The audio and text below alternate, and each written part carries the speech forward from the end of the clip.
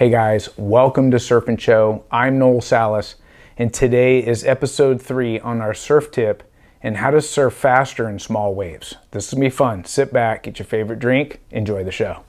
Now this topic, surfing faster in small waves, is a big deal to me. Living here in Southern California, I surf small waves 90% of the time. So starting with episode 1, I've gotta have a fast board. It's gotta have the right fin setup. It's got to be fine-tuned to what I like. I want to make surfing smaller waves easier. So I talk about the construction. I want that pop and projection so I can surf faster with less effort. Then I started with episode 2. A lot of our community likes to talk about frontside. And I talked about how I approach a wave, where the speed zone is, and compressing, extending, how to maximize my speed down the line. Now this episode, we're gonna be focused on backside. We're gonna look at a couple waves. I'm gonna talk about the way I approach a wave, where the speed zone is backside, and then I'm gonna slow it down a little bit and talk about technique. Let's get started. Now our focus backside is generating as much speed down the line. And I address a wave backside just like I do frontside. It all starts from the paddle. When I'm out looking at the wave and the wave comes in, I'm examining the wave. Is it gonna be fast down the line, or is this wave gonna give me a little bit of time to go to the bottom and do a bottom turn? Since we're working on down the line, I'm gonna always paddle into a fast wave in an angle. So when I paddle to take off, I'm already set the board to where I'm taking off angle so I don't have to do a bottom turn. Because sometimes the wave's so fast, there is no time for a bottom turn. You make that bottom turn and the wave's gone. So when I pop to my feet, over the years, I've made it a good habit to set the hillside rail and give me something to push off of. And the way I set that hillside rail is when I stand up, I put my feet more or less, my front foot especially, a little closer to the hillside rail. And that's going to enable me to, when I stand up and I push off my board to get to where I want to be on that wave, the rail's going to settle and I'm going to actually push off of that. And one of the things that I really focus on, and when I watch the video, I feel like I see a lot of it in the video more than I experience what I'm doing in the water, is when I get to my feet and I go to put my board in the speed zone, which is the top of the wave, is I'm pushing off my board real hard. Now, depending on the wave size, I want to talk about where I am at when I take off on that wave. Let's say the wave's maybe shoulder high. I paddle in, I set that hillside rail, and I push off to get to the top right away. And when I push off to get to the top, I'm extending off my board. So I'm feeling resistance from the rail, and I'm feeling resistance on my fins to give me that traction so I can push. And when I push off and go to the top of the wave, my trailing arm comes forward. Not everybody surfs that way, and you don't have to surf with my technique. I do it this way on purpose. If I were to take off at an angle and step to my feet and set the hillside rail and just surf with my back to the wave the entire time, me looking at the lip is going to be a bit limited until I start to turn. So what I've done over the years is I bring my trailing arm forward and I use it as a part of my extending to get to the top of the wave.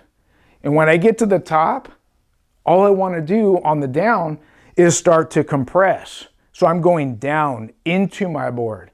My trailing arm goes back for balance, and I'm really trying to get as low as possible here. Remember, if the wave's about this tall, when I get to the top, I want to compress down into my board and double or triple my speed going down. So I want to get my left knee and my left shoulder to pretty much touch on the way down. And then as I go to the bottom, I'm going to, not even the bottom of the wave, it could be the middle of the wave, and I want to stay at the top, I'll extend up again and push off, and the trailing arm comes forward. And then I go back down again, and then I've got enough speed to do what I want for a maneuver.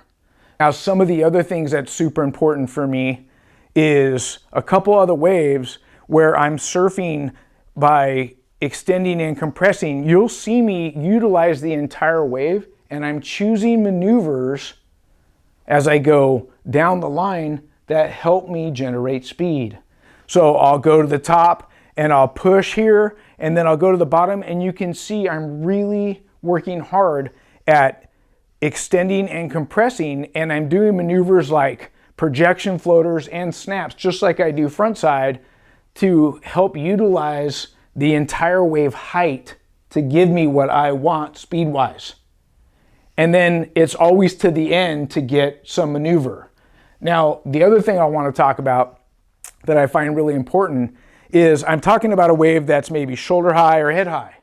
Let's talk about a wave that's maybe waist high or even knee high, and it's super mushy. Surfing small, little beach break, crumbly waves, my technique would be the same. If I'm addressing a wave that's waist high or even a little bit smaller, when I take off, I might not be in the middle of the wave now. I might be at the bottom of the wave. I get to my feet, first move is still the same. Extend, get to the top, and now I'm using the entire wave. From the bottom to the top of the wave, I'm using the entire wave to go down the line and utilize the top of the wave and extending off the bottom to generate that speed so I can do the maneuvers I want. Now, the last thing I want to talk about is weight distribution. In smaller waves, for me, I feel like I surf lower, but I also feel like my weight shifted forward a lot more backside than it is frontside, and I move my back foot around less. I talked about frontside getting down the line. I'm moving my back foot forward, sometimes in front of the traction pad, just to maximize speed down the line. Backside, I feel like I'm only moving my back foot forward, maybe to the middle of the pad to generate speed. And then when I want to hit a good turn, I'll move it all the way back up against the tail kick. So I'm not moving the back foot as much, but I find that I'm compressed in a lot lower backside because I'm sitting down a little bit more into my board. And when I want to maximize speed, I feel like when I'm surfing backside, I have about 60% of my weight on my front leg and 40 on my back leg. And then when I really want to push hard and drive down the line or through a turn, it'll be more like 70-30. And what helps me keep the rail engaged when I surf so heavily front-footed is I talk about moving my feet closer to the hillside rail. So let me just give you an example.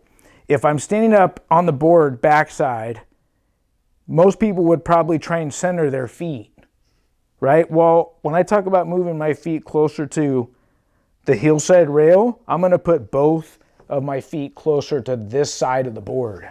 And that's going to give me great control on keeping that rail engaged. So I'm really pushing, extending out, and then I'm going to the top and I'm compressing and getting super low. And I want to talk about super low. When I get low, I naturally drive my back knee into my front knee. My left shoulder and my leg get real close, and this turning in is an internal rotation of my hip, and it really helps me to open my hips and my shoulders to down the line. And when I'm like this, as I extend, I can see everything in front of me. So if the lip's coming down, I can actually get up on top of that lip and project over it. As opposed to if I were to drop in and just keep my back to the wave the whole time. It might be really hard for me to see that crumbly little lip coming down. So extending with the trailing arm coming forward, it really opens the shoulders and hips so I can see everything and make good decisions and really read the wave better. Well guys, I hope you enjoyed today's episode, surfing faster in smaller waves with a focus on backside. Look, if you like the show, subscribe, ring the bell so you don't miss an episode, and give us a thumbs up if you like our content. Until next time, we'll see you in the water. Bye-bye.